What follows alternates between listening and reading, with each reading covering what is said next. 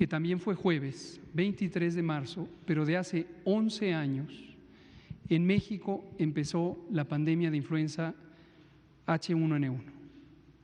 Y en ese momento fue muy importante, y por eso lo traigo a colación, porque se activaron los distintos mecanismos que se contemplan en la legislación mexicana, desde la Constitución, la Ley General de Salud y distintos reglamentos, para convocar de manera urgente a decisiones de Estado con respecto a el control de esta epidemia. Y esto, pues la historia es por todas y todos conocido, pero nos dio un punto de referencia muy importante para la historia de la epidemiología en México y la respuesta a las epidemias. Entonces, hoy, 23 de abril, hace 11 años, empezó la pandemia de influenza y hoy estamos a un buen tramo, pero nos falta todavía otro buen tramo de la epidemia de COVID 11 años después. Le pido al doctor Alomía si nos presenta el informe técnico, por favor. Con su permiso, señor subsecretario. Muy buenas noches con todas y todos. Vamos a iniciar con la actualización del panorama.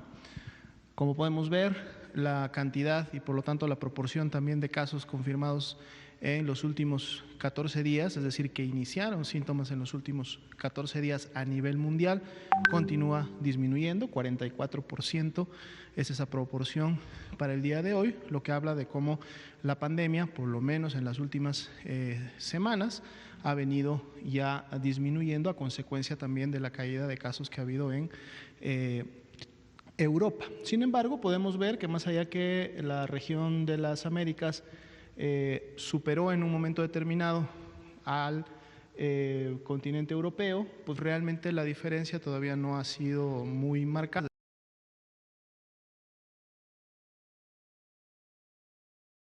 Es decir, no ha habido una separación muy grande. Esto uno, porque a lo mejor Europa no ha tenido una reducción exponencial en los últimos días. La región de América tampoco ha tenido un crecimiento exponencial en los últimos 14 días, por lo tanto vemos como las dos barras, ya tenemos como unos 4 o 5 días en que las dos barras están casi a la par en estos últimos 14 días. 6.9% la media global de la tasa de letalidad. La siguiente diapositiva, estamos integrando diferentes números, tienen que ver con casos acumulados y también los casos activos, o sea, esos casos que han iniciado con signos y síntomas en los últimos 14 días. Los confirmados acumulados, hoy día tenemos la actualización a 11.633, pero de estos 11.633, prácticamente solo la tercera parte son activos, es decir, con inicio de síntomas en los últimos 14 días, que son estos 4.127. Así también se encuentran aún en estudio 7.588. Si vamos viendo las cifras de día con día, vemos también cómo esta cantidad ha estado disminuyendo de casi 12.100 casos que teníamos hace 5 días, ahora son 7.588 en estudio. 39.664 las personas que han dado negativa a su prueba de SARS-CoV-2. Lamentablemente se actualiza también la cifra de defunciones a 1.069 personas que han perdido la vida a causa de la enfermedad y estamos ya en un poquito menos de 59,000 personas que han sido las que hasta el momento se han estudiado, que en su momento tuvieron la clasificación de caso sospechoso y bueno, se distribuyen a la vez en todos estos números que estamos viendo. En la siguiente diapositiva volvemos también a integrar.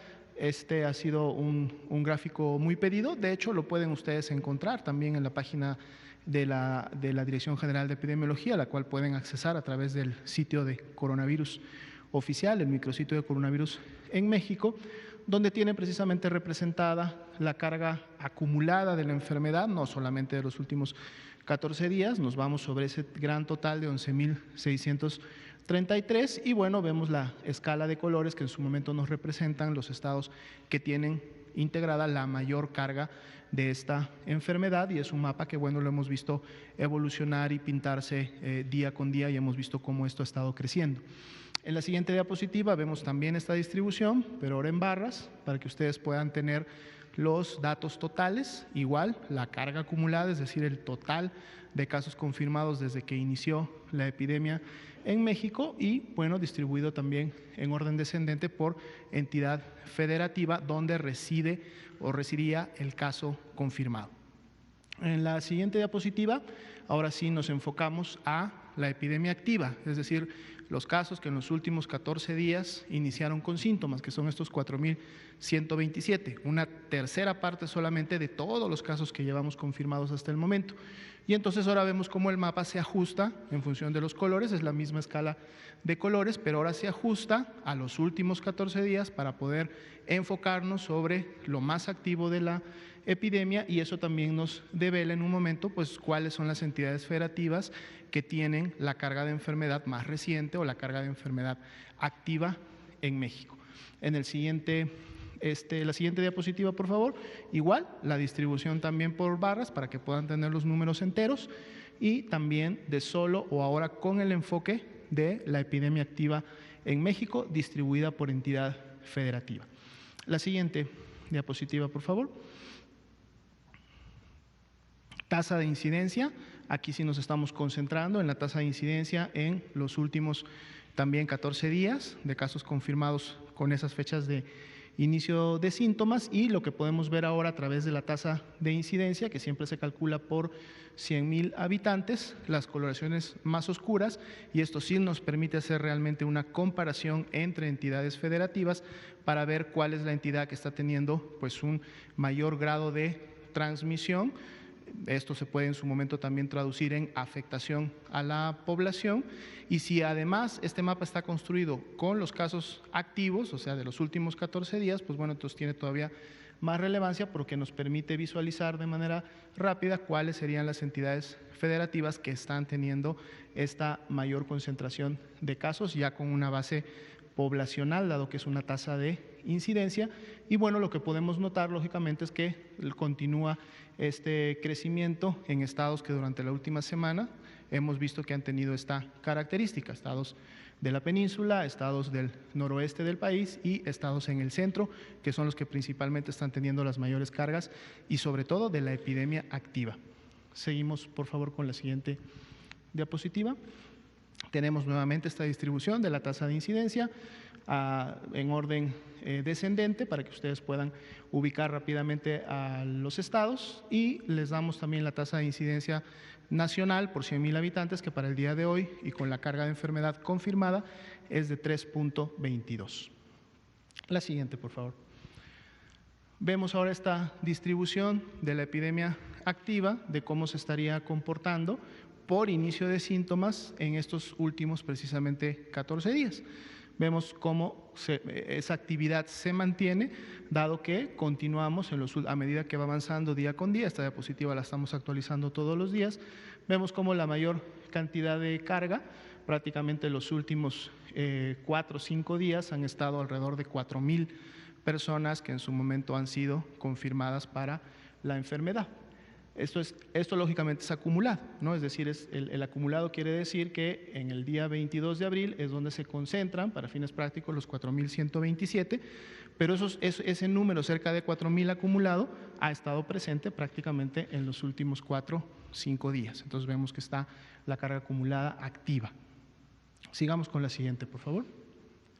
Aquí tenemos la distribución, ahora sí, por fecha de defunción de las 1.069 personas que lamentablemente perdieron la vida.